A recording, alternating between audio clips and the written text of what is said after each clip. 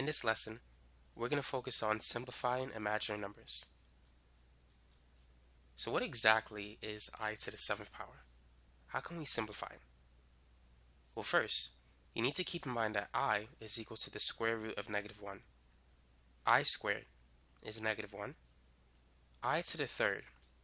I cubed is basically I squared times I. And I squared is -1, so -1 times I is simply -I. So that's I cubed. I to the 4th. I to the 4th is basically I squared times I squared.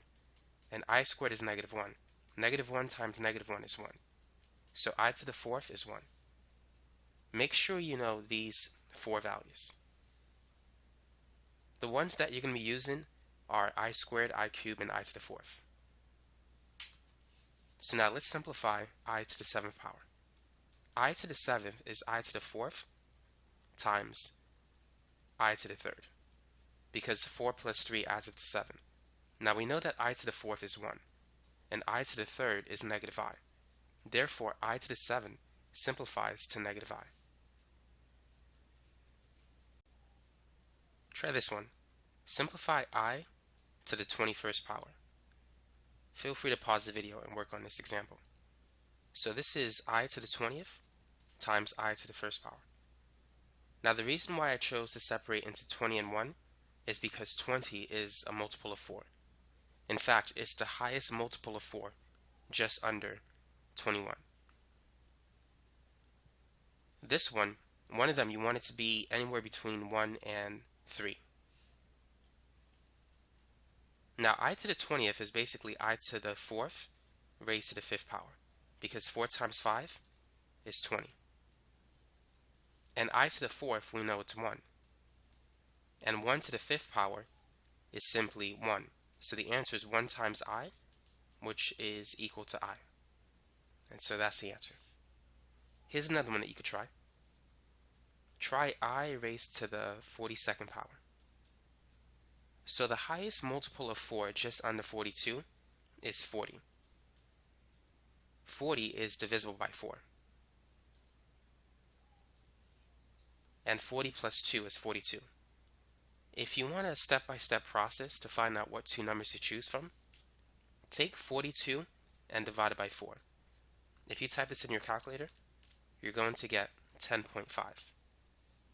Multiply 10, the whole number part of 10.5, by 4. This will give you the first number, 40. And then take 10 and multiply it by the decimal part of this number, which is 0.5, and this will give you 2. And so you want to separate 42 into 40 and 2. Now I to the 40 is basically I to the 4th raised to the 10th power.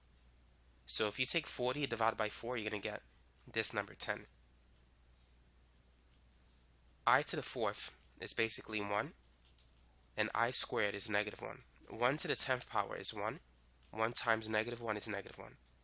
So that's the final answer. What about this one? I raised to the 189.